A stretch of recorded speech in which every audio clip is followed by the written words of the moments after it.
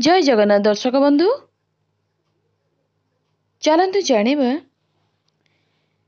दुईटी जिनिष केबे भी दान करिवेनी नचेत दरिद्रता केबे भी पीछा छाड़िबो नाही। आजिर वास्तु टिप्स। तेबे दर्शक बंधु आमे घरे रखिथिबा जिनिषर दान करिबा द्वारा जदि अन्यर मंगल हेबो तेबे आमे दान करिबा उचित। एही कथा भाबी समस्ते दान करि देइथांती, किंतु केउ जिनिष केतेबेले दान करिबा उचित एवं अनुचित एहा काहाकु मध्य जणा नथाय। एहा फलरे आपणकर एही भूल आपणकर अभावी जीवनर कारण बनी जाए। तेणु आजी आमे आपण मानकु जणाइबा पई जाउछु दान करुथुबा जिनिष संबंधी किछि कथा संपर्क रे। एक रे जदि आपणक जीवन रे समस्या लागी रहिछि तेबे आपण सोमवार दिन लूण दान करंतु। एहा द्वारा आपणक जीवनर समस्या अंत हेबा सह दारिद्रता मध्य दूर हेबो।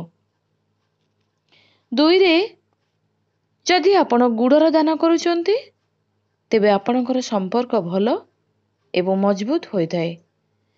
जे कोनोसी संपर्क को ठीक करिबा पई हेले सोमवार दिन गुड़ निहाती दान करंतु।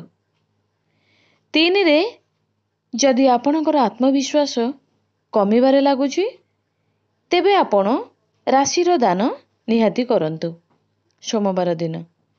जदि आपण कला राशि दान करिबाकु चाहुतांती तेबे आपण शनिवार दिन दान करिदेबा उचित।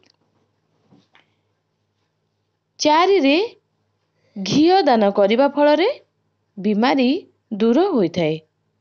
जदि कोनोसी पिलार देह खराब बारंबार हेउची तेबे तांको हातरे घियो को स्पर्श कराई आपण दान करिबा आवश्यक। एहा द्वारा तांको स्वास्थ्य भल रहिथाय। गाईर घियो दान प्रस्तुत करिबा अधिक शुभ होइथाय। पांच रे ब्राह्मण को पूजा परे शस्य दान करिबा द्वारा आपणकर मंगल होइथाय। आपण एहा दान करिबा द्वारा आपणकर घरे अन्न एवं धन सर्वदा भरी होई रहिथाय। छरे वस्त्र दान करिबा बहुत उत्तम होइथाय आपणक पई।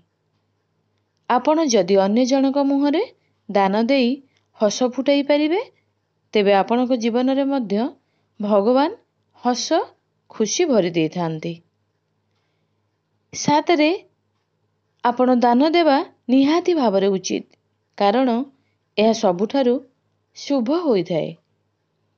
किंतु आपण ध्यान रखिबा दरकार समय रे भूल रे भी संध्या समय रे केबे लूण दान करिवे नाही। आठ रे आपण संध्या समय रे क्षीररु तैयारी पदार्थ मध्य काहाकु दान करिबा उचित नुहे, जेभଳି दही आउ घियो। एहा द्वारा आपणकर घरु माता लक्ष्मी चली जाइथांती।